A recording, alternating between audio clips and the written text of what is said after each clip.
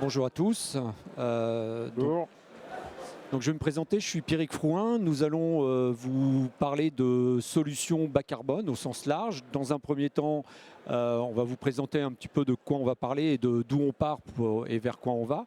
Et puis dans un deuxième temps, Jean-Philippe vous présentera quelques opérations sur lesquelles on a travaillé avec ces solutions-là, aussi bien en rénovation qu'en construction neuve.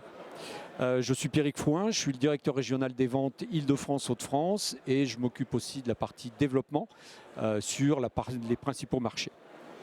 Et donc, je suis Jean-Philippe Ndogo, donc je suis directeur technique Sto France. Tout d'abord le groupe Sto, pour vous présenter qui on est. Donc, nous sommes le leader mondial de l'isolation thermique par l'extérieur sous enduit, avec environ 6 000 personnes et 1,7 milliard de chiffre d'affaires au niveau international.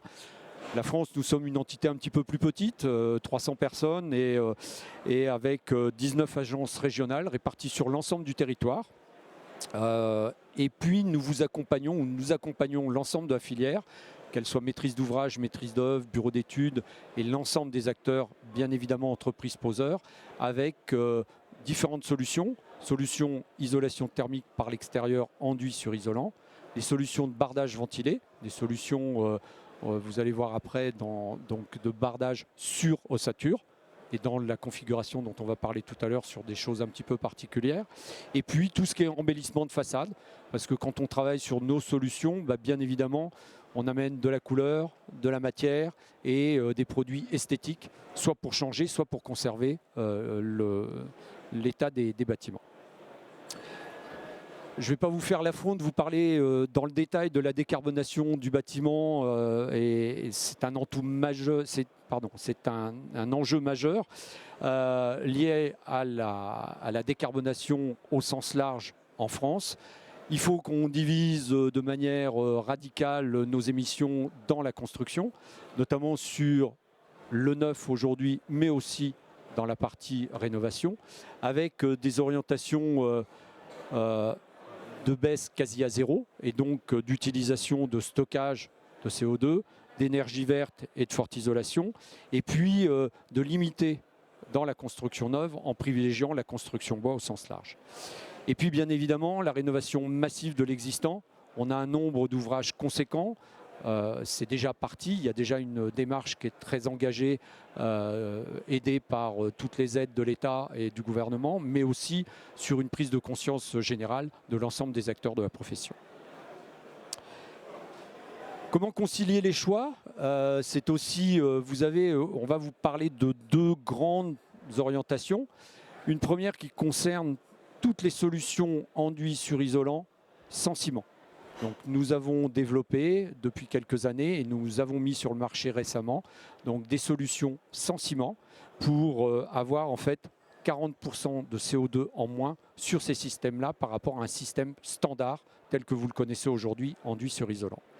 Et puis des solutions sur construction bois au sens large, donc grande hauteur, parce qu'aujourd'hui tous les ouvrages ne font pas R+1, mais on commence à avoir des hauteurs conséquentes, soit en construction ossature bois, COB, soit CLT, soit bien évidemment en façade ossature bois, avec des solutions porteuses ou non porteuses, avec des solutions relativement similaires, et en termes d'aspect, un choix très large de l'enduit jusqu'au parement, en passant par des aspects briques ou des aspects de type carrelage. La première solution, donc on parlait de solutions bas carbone sans ciment.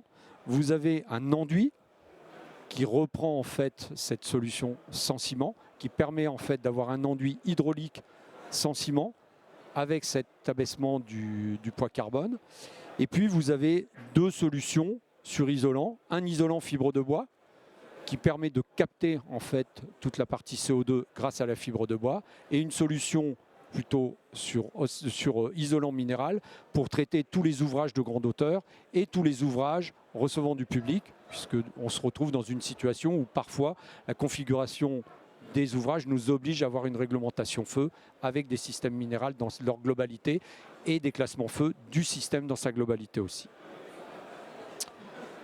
Et puis pour vous donner une vision un petit peu non pas idyllique, mais de vous donner en fait la vision du poids carbone aujourd'hui des différents systèmes sur le marché. Celui qui est en haut à votre droite, c'est un système générique sur un isolant classique non abaissé en poids carbone, où on est sur des valeurs qui tournent entre 30 et 40 kg de poids carbone. Et puis quand vous descendez avec des systèmes, donc une laine minérale bas carbone et nos solutions avec les systèmes d'enduit bas carbone, on va gagner et on va descendre à 13 ou 14 kg en fonction des systèmes. Donc le 14 kg, vous allez vous retrouver sur une solution classique, c'est le minéral sans l'AIMS, et l'AIMS qui est la solution bas carbone vous fait gagner 1 kg juste sur la partie enduit. Et puis sur la partie fibre de bois, les deux autres systèmes qui sont en bas à gauche, et de la même manière, vous avez un système qui va abaisser votre poids carbone, qui va devenir du poids carbone négatif.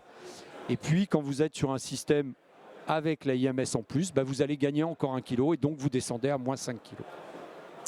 Et puis la particularité, c'est 1 kg de CO2 au mètre carré en moins sur 1000 mètres carrés. Ça vous permet en fait en construction de mettre 17 fenêtres en plus, tout simplement, en compensation. Alors, ensuite, la deuxième partie concernant justement l'abaissement du poids carbone, c'est tout ce qui est solution sur la construction bois, et en particulier, comme le rappelait Pierrick, les constructions bois de grande hauteur, où on va chercher justement à augmenter la quantité de bois pour le stockage CO2. Et on a très souvent en fait des questions d'architectes justement, est-ce qu'il est possible de mettre des solutions en enduit sur des constructions bois? Donc là, on a 4 solutions que vous voyez ici à l'écran. Donc soit une solution sur polystyrène ou fibre de bois, où là, on va rester pour l'instant, pour des raisons de sécurité incendie, sur des bâtiments de première, deuxième famille. Donc là, on est sur des solutions relativement simples, avec une hauteur typiquement qui va être inférieure à 9 mètres, même première, deuxième famille. Et après, on a des solutions qui s'appellent le Stovantec, où là, on peut mettre des parements collés. Typiquement des briques à terre cuite, des systèmes en parement céramique où vous avez toute une variété architecturale sur le Stovantec, et également le système Mineral Cob qui est notre système phare, qui est un système d'enduit minéral donc sur laine de roche. Et là vous avez l'avantage d'avoir à la fois la protection incendie avec la laine de roche, le côté esthétique avec l'enduit que vous pouvez choisir en termes de couleur, et en plus du stockage CO2 via justement la partie construction bois. Donc ça représente en fait l'ensemble des solutions qu'on a aujourd'hui au niveau de la construction bois. Un des points qui est vraiment fondamental concernant les constructions bois, c'est de vous entourer d'AMO, de prévoir en amont des projets tout ce qui va concerner justement la façon de gérer votre solution, étant donné que vous avez des systèmes par exemple en façade ossature bois qui sont non porteuses, qui vont pouvoir bouger avec des variations hygrothermiques par exemple. Donc il faut prévoir justement tout ce qui est dilatation, tout ce qui est contraction. On voit un exemple ici avec les planchers qui peuvent aussi bouger. Tout ça, il faut penser à le concevoir en amont. Il arrive assez souvent qu'on ait des clients qui viennent nous voir plutôt à la fin de leur projet. Ils ont déjà coulé tout le gros œuvre et déjà fait les constructions bois. Et ils arrivent et tout à coup, ils découvrent que tiens, il faut fractionner justement les structures bois qui travaillent, puisqu'elles vont pouvoir travailler avec justement tout ce qui est augmentation de la hauteur, avec les variations des charges d'exploitation du bâtiment, avec les variations hygrothermiques. Et tout ça, il faut l'anticiper en amont. Et en plus de ça, pour l'assurabilité de vos systèmes, il vous faut des systèmes qui soient sous avis technique ou ATEX, comme vous le savez, pour tout ce qui est assurable. Et nous disposons d'ATEX qui permettent justement de garantir l'assurabilité de l'ensemble de ces solutions. Donc le message clé, c'est en amont de vos projets, pensez à vous entourer d'AMO compétentes sur la construction bois et justement venez nous voir de Nousto parce qu'on a des ATEX qui vous permettront d'avoir des systèmes qui sont reconnus par les bureaux de contrôle, directement validé et utilisable pour vos solutions. Et là, vous voyez justement tout ce qui concerne les déformations, tout ce qui concerne la sécurité incendie, tout ce qui concerne également avec les précadres, les risques d'infiltration d'eau. Tout ça, ce sont des obligations qui sont génériques et imposées par le CSTB, les bureaux de contrôle et les assureurs et qu'il faut anticiper en amont de vos projets. Et nous, on pourra vous aider dans vos projets justement pour choisir les bonnes solutions. Alors ce qu'on va vous montrer, c'est quelques exemples de réalisation, parce qu'on pense que c'est vraiment le point le plus important et le plus intéressant pour vous montrer aussi la variété architecturale. Là, vous avez un projet qu'on a réalisé avec ICAD, Ingénieco, près de Tours. Et ce que vous voyez ici, c'est en fait le fractionnement des différents étages avec les différentes FOB. Donc ce sont des façades ossature bois non porteuses qui ont été préfabriquées, qui ont été amenées sur chantier, montées ensemble, et à partir de là, le système d'enduit a été posé directement sur ces façades ossature bois. Et on voit que, par exemple, sur la droite, ils ont désolidarisé totalement les balcons, de façon à pouvoir avoir un système vraiment à très haute performance énergétique. Autre exemple, îlot bois Strasbourg, qui a été réalisé en 2021, où là, vous voyez, là, on était sur une structure CLT. C'est un bâtiment qui est monté à 34 mètres de haut. On reste en troisième famille, 28 mètres plancher bas, dernier niveau. Et après, on rajoute des duplex ou triplex au dernier niveau. Hein, donc on peut monter à 34 mètres. Et là, on est sur une structure porteuse CLT. Donc sur le premier, on était sur de la FOB, façade ossature bois non porteuse. Là, on est sur du CLT porteur. Et là, vous retrouvez le fractionnement et tous les systèmes qui sont posés directement. Là, c'est un autre exemple fait avec ICAD et Ingénieco également. C'est à côté de la gare TGV de Bordeaux. Donc si vous allez à Bordeaux, juste à côté de la gare TGV, place d'Armagnac, c'est un chantier pareil également de 34 mètres de haut qui a été fait en CLT. Et là, vous voyez que d'un point de vue architectural, ils ont choisi de conserver le fractionnement horizontal tous les deux niveaux pour animer en fait la dynamique de la façade. Parce qu'on veut conserver ce fractionnement, puisque, encore une fois, un bâtiment ossature bois, il va travailler avec les charges d'exploitation. Hein. Il va se soulever, s'affaisser, à chaque fois qu'il y aura des emménagements, déménagements, des variations hygrothermiques. Et donc, comme on impose en fait une forme de ce fractionnement horizontal, là, les architectes l'ont intégré dans l'architecture de la façade. Et vous voyez la dynamique. Ils voulaient représenter une sorte d'arbre, justement, avec des feuilles, enfin des branches, avec tous les deux niveaux, en profitant de ce fractionnement horizontal. Autre exemple, qui est un des plus beaux projets qu'on a fini très récemment, c'est le collège ici Claudine Hermann. Et là, vous voyez une structure COB, structure porteuse aussi au COB, et qui est également en surface courbe. Donc c'est vraiment pour insister sur le fait qu'il n'y a pas de limitation d'un point de vue architectural. Vous voulez même faire des surfaces courbes en construction bois, c'est parfaitement envisageable. Donc tout est possible. Et il n'y a vraiment pas de limite. Il n'y a vraiment que votre imagination qui peut vous limiter. Et il faut également profiter, entre guillemets, de ces fractionnements pour les intégrer, pour les faire rentrer dans la dynamique. Là aussi, vous voyez comment, à Amelère-Dubois, ici, les architectes ont intégré les fractionnements dans la dynamique de la façade. Puisque là encore, on est sur une structure bois qui va travailler. Donc vous voyez un peu, c'est vraiment le message qu'on veut faire passer. Il n'y a pas de limitation.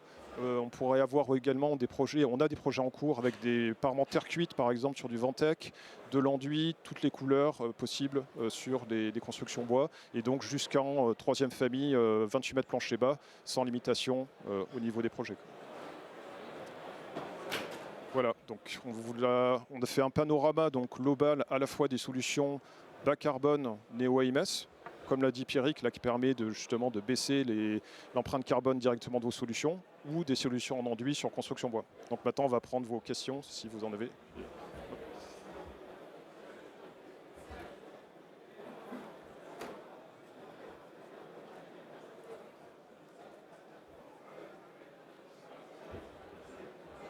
Alors, est-ce qu'il y a des questions sur la partie architecturale ou technique ou des précisions. Précision, ouais. Monsieur. Bonjour, Nicolas Prost, News Tank Cities. Moi j'avais une question, est-ce que vous faites les calculs carbone dans votre entreprise ? Alors en fait on a la possibilité maintenant de calculer directement des FDES spécifiques à tous les systèmes d'enduit qu'on a au niveau de notre solution. C'est-à-dire qu'on a une très grande variété à la fois de sous-enduits et de finitions. Et pour chacune des configurations, on est capable de calculer exactement le poids carbone qui inclut les chevilles, l'isolant, le sous-enduit, la trame de renfort, la finition, et de manière très spécifique. Donc on a un configurateur qui nous permet de déterminer ce poids carbone. Donc pour chaque projet, on peut calculer précisément, et on peut même aller pousser le poids carbone jusqu'à calculer la distance entre nos usines et votre chantier. Donc si sur un projet donné, vous avez besoin d'un calcul très spécifique d'un point de vue carbone, on a la possibilité de le faire avec des FDES certifiés au niveau IGNIS. Tout à fait.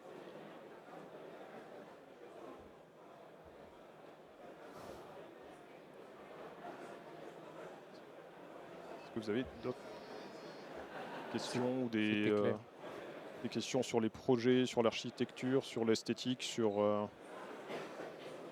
type d'enduit.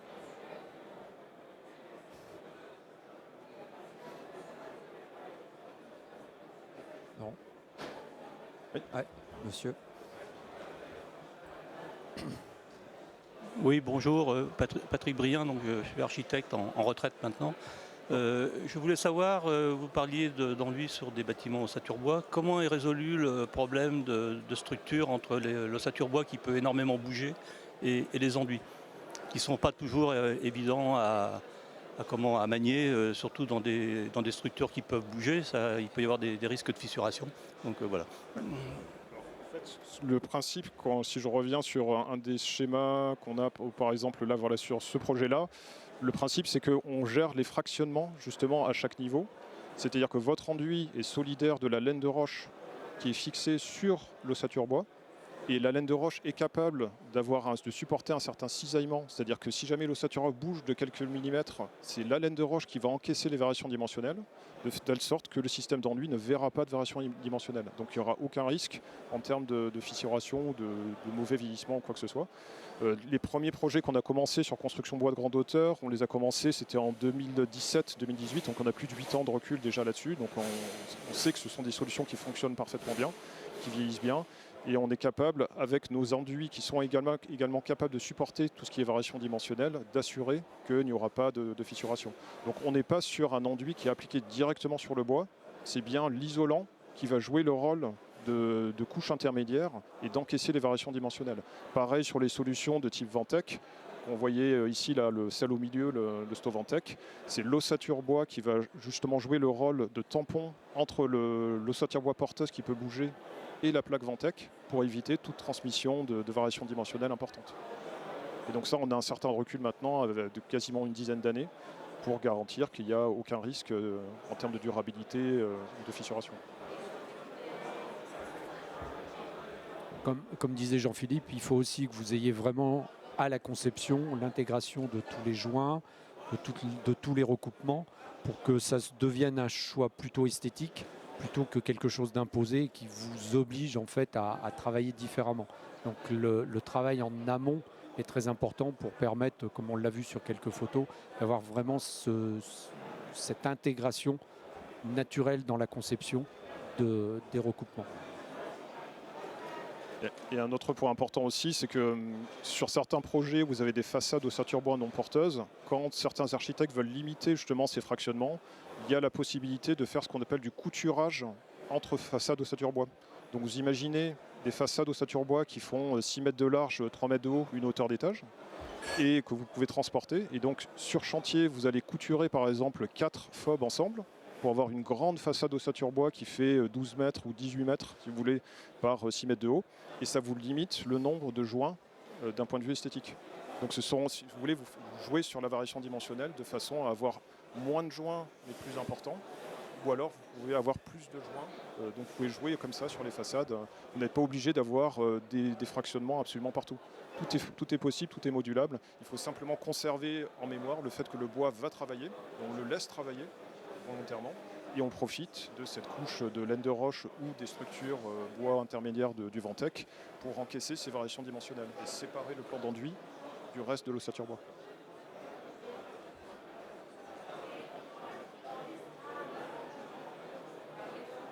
Est-ce que vous avez d'autres questions ou sur la partie carbone ou... Non. Non. Ouais. Bon, de toute façon, on reste à votre disposition. Hein. Oui, bien sûr. Si vous avez des questions complémentaires, n'hésitez pas à nous contacter et puis à revenir vers nous. Et, Voilà. On est présent sur le stand. On est sur site. Merci. Bien. Merci à tous.